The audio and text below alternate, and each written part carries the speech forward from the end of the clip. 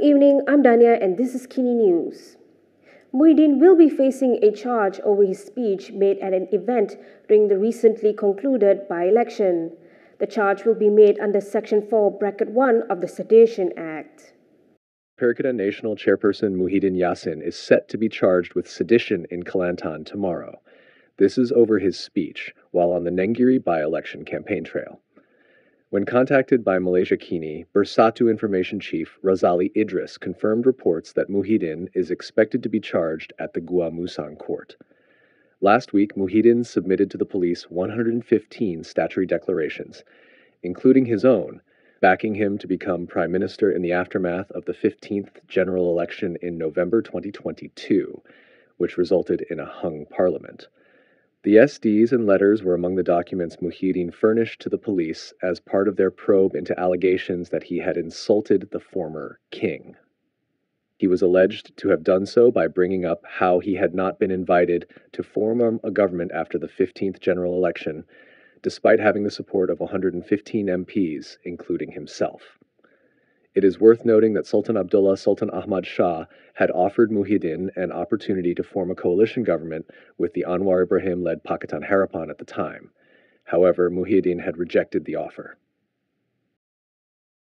Dr. Mahathir Mohamad has claimed that politicians will lie when the opportunity arises. He said this during the court hearing of his defamation suit against Zahid today. Former Prime Minister Dr. Mahathir Mohamad told the Kuala Lumpur High Court today that nobody has ever referred to him as Mahathir anak lelaki Iskandar Kutty. He claimed that Deputy Prime Minister Ahmad Hamidi had lied about the matter. Mahathir said there was no identification card with such a name.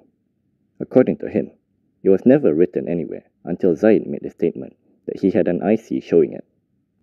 Mahathir claimed that Zahid had made the statement during a speech at the Kelana Jaya Party Division meeting on July 30, 2017. He said that during the speech, the then Home Minister had allegedly brought up a copy of the plaintiff's old identity card with the name. He added that the allegation made it seem like he was not born a Malay Muslim. In his statement of defense, Zahid denied that the remark had ever been malicious, slanderous, or harmed Mahathir's public reputation. He claimed that the name referred to an individual based on information in an old copy of an identity card. He added that he had no control over any video publication regarding his statement on the media platform. Fadila Yusof has explained what caused the sinkhole at Jalan Masjid India. This is what he said when questioned by reporters over the matter. Deputy Prime Minister Fadila Yusof said the sinkhole incident in Kuala Lumpur was caused by geographical and soil structure factors.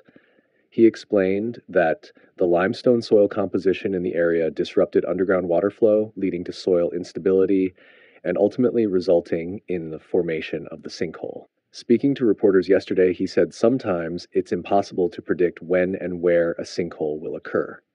He added that this phenomenon doesn't only happen in Malaysia, but also around the world, particularly in areas with limestone and specific geological conditions. Fadila, who is also the Energy Transition and Water Transformation Minister, expressed hope that with advanced technology in the future, such incidents could be reduced and early preventive measures could be taken. On Friday, a tourist from India fell into an 8-meter deep sinkhole after the ground gave way when she was walking in the area in front of the Malayan mansion at 8:22 a.m.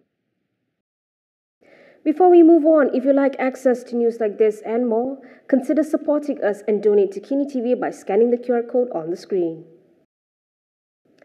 A DAP MP has responded to Perak PAS over their remarks against the party. Aziz Bari told the Division Commissioner to take a look in the mirror instead of trying to turn DAP into a scapegoat. DAP MP Abdul Aziz Bari has urged Perak PAS Commissioner Razman Zakaria to be more honest with himself rather than making DAP a scapegoat for his party's failures. Speaking to Malaysia Kini, he said Razman is obviously a latecomer to politics and is unaware of certain things. Aziz said that DAP never hindered PAS, and the phrase Islam is in danger is only shouted by the Islamist party when they are out of power.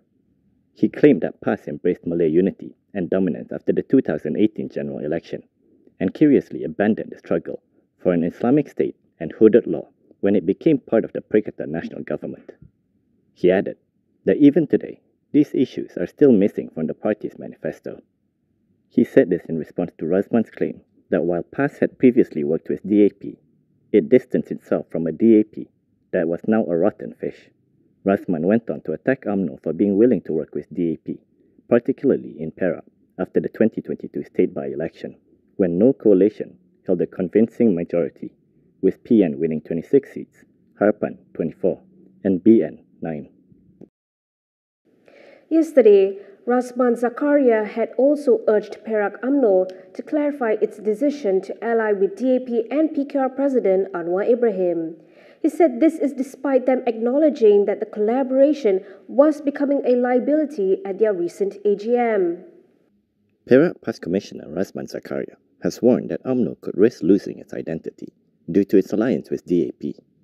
In a statement, he said the alliance under the leadership of Amno President Ahmad Zahid Hamidi and Perak BN Chief Razali Muhammad appeared to be motivated by a desire to protect specific individuals within Amno. Razman argued that instead of focusing on PAS's past cooperation with DAP, the real issue is why Amno maintains its relationship with the party. This is despite acknowledging that the collaboration was becoming a liability at their recent annual General Assembly. Razman said, if Sarani argues that PAS and Bersatu once worked with DAP, they have distanced themselves from the party that had clearly gone rotten, a fact Amno itself admitted in their AGM. He urged Sarani to clarify Amno's decision to ally with DAP and PKR President Anwar Ibrahim, whom they opposed before the 15th general election, and not deflect by connecting PAS or Bersatu with the party.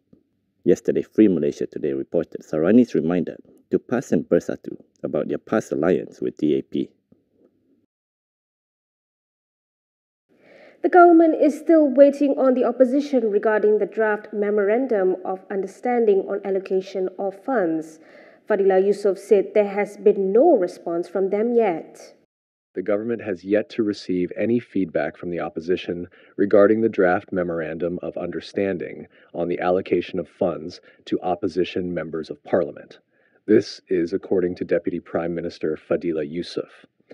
When quizzed by reporters yesterday, he said to ask the opposition. He added that they haven't received anything yet and there was no response from them. On August 20th, Perikatan Nasional Chief Whip Taqiyuddin Hassan was reported to have said that they had received the draft MOU and would discuss it soon. Taqiyuddin previously said that the draft needed to be presented to PN chairperson Muhyiddin Yassin and other leaders for a decision. On July 9th, Prime Minister Anwar Ibrahim stated that the issue of fund allocation to opposition MPs should not be a complicated matter to resolve. He said the conditions set for any opposition MP seeking to obtain allocations are basic requirements and standard procedures in any negotiation and democratic practice. That is all from me today. For more stories, you can go to KiniTv.com.